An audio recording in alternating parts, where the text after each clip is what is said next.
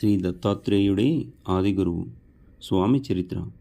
హిందువులు త్రిమూర్తులు బ్రహ్మ, విష్ణు మరియు మహేశ్వరుల అవతారమైన దైవస్వరూపుడిగా గుర్తిస్తున్నారు.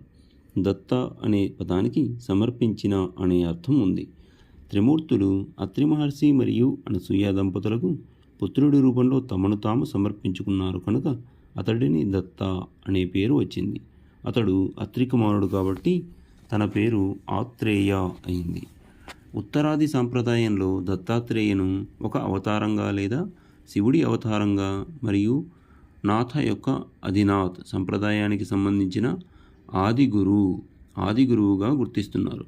దత్తాత్రేయ మొట్టమొదటిలో యోగదేవుడిగా తాంత్రిక లక్షణాలను ప్రదర్శిస్తూ వచ్చినప్పటికీ తర్వాత అతడు మరింత భక్తికి సంబంధించిన వైష్ణవ పూజా విధానాలను పుణికిపుచ్చుకొని సంలీనుడయ్యాడు. ఇతడు ఇప్పటి కోట్లాది మంది హిందువుల చేత పూజింపబడుతూనే భారతీయ చింతనలో అత్యున్నత సారాంశమైన గురువు కంటే ఎక్కువగా కృపా స్వభావం కలిగిన దేవుడిగా గుర్తించబడుతున్నాడు. దత్తాత్రేయుడు త్రిపుర రహస్య గ్రంథకర్తగా పేరు పొందాడు. అద్వైత వేదాంతాన్ని విశదీకరించిన ఈ గ్రంథాన్ని పరశురాముడికి అంకితం చేశాడు. మసక చీకటిలో త్రాడును చూచి పాముని భ్రమించి భయపడతాము, కానీ తర్వాత దీపం సహాయంతో అది తాడని తెలియగానే ఆ భ్రాంతి భయము తొలగిపోతాయి. అలాగే వాస్తవానికి బ్రహ్మమనబడు పరమాత్మ ఒక్కడే ఉన్నాడు. అజ్ఞానం వలన మనకు ఆయన స్థానే జగత్తు గోచరించి భయము, ఆశ, దుఃఖము కలుగుతాయి. ఆత్మజ్ఞానం అనే వెలుగు సహాయంతో పరమాత్మను తెలుసుకున్న క్షణంలోనే దుఃఖరహితము, ఆనందమయము అయిన బ్రహ్మమే సత్యమని అనుభవమవుతుంది. అప్పుడు భయానికి, దుఃఖానికి కారణమైన జగత్తున్నదనే భ్రాంతి తొలగుతుంది. అంటే ఈ జగత్తు మిథ్యే అని తేలిపోతుంది. సర్వత్రా నిండియున్న బ్రహ్మమే గురువు యొక్క నిజతత్వం. సచ్చిదానంద స్వరూపుడైన శ్రీ గురుదేవునికి హృదయపూర్వక నమస్కారము. ఆ పరబ్రహ్మమే సత్యమైనది. అజ్ఞానం వలన దుఃఖంలో మగ్గుతున్న జీవులపై కరుణతో వాటికి ఆ దయానిధి తన నిజతత్వాన్ని బోధించడానికి ఆత్రేయ మహాముని పుత్రుడై జన్మించి శ్రీ దత్తాత్రేయుడని పేరు పొందాడు. భక్తితో తనను ఆశ్రయించిన కార్త వీర్యార్జునుడు, యదువు మొదలైన వారిని ఈ సంసారమనే దుఃఖసాగరం నుండి ఉద్ధరించాడు. ఆయననే మరలా శ్రీపాద వల్లభుడుగాను, తరువాత శ్రీ నృసింహ సరస్వతి అనే పేరుతోనూ అవతరించి తన శిష్యులైన సిద్ధార్థులను ఉద్ధరించాడు. పూర్వం సూర్యవంశానికి చెందిన అంబరీషుడు అనే రాజు నిరంతరము హరిచింతన, అతిథి సేవలతో పాటు నిష్ఠతో ఏకాదశి వ్రతము ఆచరించేవాడు. ఒకరోజు ద్వాదశి తిథి ఒక్క గడియ మాత్రమే ఉండగా దుర్వాస మహర్షి శిష్యులతో కలిసి అతని వద్దకొచ్చాడు. అంబరీషుడు ఆయనను పూజించి త్వరగా అనుష్ఠానం పూర్తి చేసుకుని భోజనానికి రమ్మని ప్రార్థించాడు. అప్పుడు ఆ మహర్షి స్నానానికి నదికి వెళ్ళి పారణ సమయం మీరిపోతున్నా కానీ రాకుండా ఆలస్యం చేయసాగారు. తిథి మించిపోతే అంబరీషునికి వ్రతభంగమవుతుంది. అలాగని అతడు భోజనం చేస్తే అతిథిని అలక్ష్యం చేసినట్లవుతుంది. అందుకని అతడు ఆ రెండింటినీ పరిరక్షించుకోదలచి కొదద్ది తీర్థం మాత్రం తాగాడు. ఇంతలో దుర్వాసుడొచ్చి కోపించి, రాజా, నీవు నానా యోనులలో జన్మింతువుగాక అని శపించాడు. అంబరీషుడు భయపడి శ్రీహరిని శరణు వేడాడు. అప్పుడు ఆయన సాక్షాత్కరించి దుర్వాసునితో, మహర్షి, నా భక్తుడు నీ శాపాన్ని భరించలేడు. అతనిని రక్షించడం నా ధర్మం. అయినా మహర్షులైన మీ శాపం వ్యర్థం కాకూడదు కనుక ఆ శాపాన్ని నాకు వర్తింపజేయి అన్నారు. అలాగైనా శ్రీహరి తిరిగి అవతరిస్తూ లోకోపకారం చేయగలడని తలచి సంతోషించి దుర్వాసుడు సరే అన్నాడు. స్వామి, అంతా మీ అభీష్టం ప్రకారమే కానీ అన్నాడు. ఆ విధంగా శ్రీహరి అవతారాలలో ఒకటి దత్తాత్రేయుడు. దత్తాత్రేయుని జననం దేవహూతి మరియు కర్తముని కుమార్తె అనసూయాదేవి అత్రి మహర్షికి భార్య అయి మహాపతివ్రతగా ప్రసిద్ధికెక్కింది.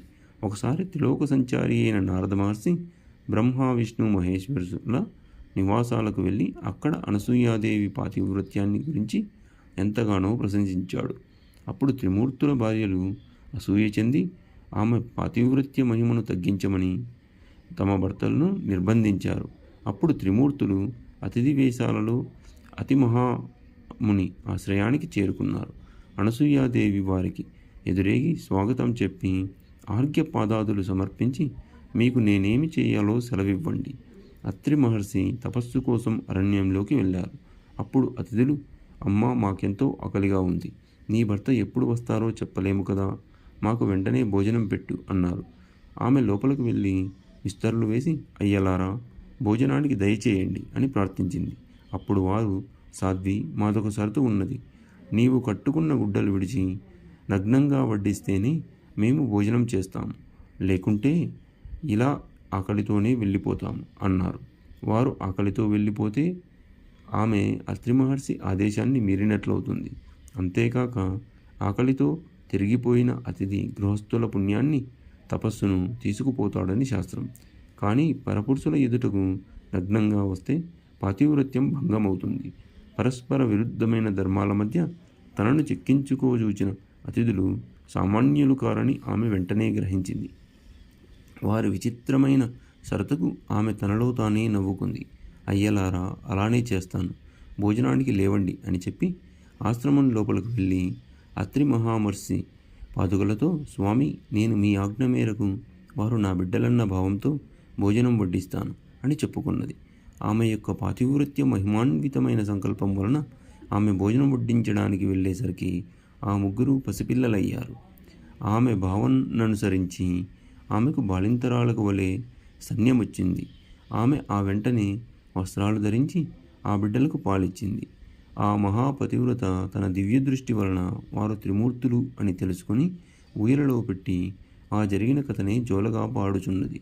ఇంతలో అత్రి మహర్షి వచ్చి ఆమె నుండి సర్వము తెలుసుకుని ఊయలలోని త్రిమూర్తులను దర్శించి ఆ రూపాలలో ప్రకటమైన పరమాత్మను ఇలా స్తుతించాడు. ఓ మహావిష్ణు, ఈవు సృష్టి స్థితి లయకారుడవు, జగత్సాక్షివి, విశ్వమయుడవు, విశ్వాధరుడవు. ఓ పరమేశ్వర, నీవు సహజంగా ఒక్కడవే అయినా నీ లీల చేత త్రిమూర్తులుగా మారి క్రీడిస్తున్నావు. వాస్తవానికి ఈ జగత్తు నీకంటే వేరుగా కాకపోయినా మసక చీకటిలోని తాడు దానికి భిన్నమైన పాముగా గోచరించినట్లు నేను నాది అనే మాయతో కూడిన భావన వలన నీకంటే వేరైనట్లు జీవులకు గోచరిస్తున్నది. ఊయలలోని పిల్లలు హాయిగా నిద్రపోతున్నారు. త్రిమూర్తులు అస్తోత్రానికి తృప్తి చెంది తమ నిజమైన రూపాలతో ప్రత్యక్షమై వరం కోరుకోమన్నారు. అప్పుడు అత్రి మహర్షి భార్య వైపు చూస్తూ, సాధ్వి, నీ మనస్సు చేత కూడా పొందడానికి వీలు కాని వారు అయినా నీ భక్తి వలన ఇలా వచ్చారు. నీ అభీష్టమేమిటో నివేదించుకో అన్నాడు. అప్పుడు అనసూయాదేవి, స్వామి, ఈ సృష్టి యొక్క వికాసం కోసమే మీరు భగవంతుని చేత సృష్టించబడ్డారు కనుక ఈ మూడు మూర్తులుగా ప్రత్యక్షమైన వీరిని పుత్రులుగా పొంది మీ అవతార కార్యం నెరవేర్చుకోవడమే నా అభీష్టం అన్నది. అత్రి మహర్షి సంతోషించి, మీరు మాకు పుత్రులుగా పుట్టి మమ్ము ఉద్ధరించండి అని కోరాడు. అప్పుడు వారు, మహర్షి, మమ్ము మీకు సంపూర్ణంగా దత్తం చేసుకున్నాము. ఆ తర్వాత అత్రి అనసూయలకు దత్తాత్రేయుడు జన్మిస్తాడు. ఆయన సాక్షాత్తు పరమేశ్వరుడే. శృతులకు కూడా అందని సచ్చిదానంద స్వరూపుడు. మానవుల అభీష్టాలు నెరవేర్చి యోగము జ్ఞానము ప్రసాదించేవాడు. స్మరించిన తక్షణంలోనే అనుగ్రహిస్తూ సర్వతా సంచరిస్తూ ఉంటాడు. అలనాటి దుర్వాస శాపం వల్లనే పరమాత్మ అయిన శ్రీదత్తుడు శాశ్వతంగా భూమి మీద సంచరిస్తూ భక్తులను అనుగ్రహిస్తూ ఉంటాడు. అసలు ఆయన అవతరించిందే అందుకు. సర్వోజనోద్ధరణమే దత్తావతార కార్యం. సృష్టి ఉన్నంత వరకు కొనసాగాల్సిందే. కనుక దత్తస్వామి అవతార త్యాగం చేయకుండా నిత్యము భూమిపై సంచరిస్తూ ఉంటాడు.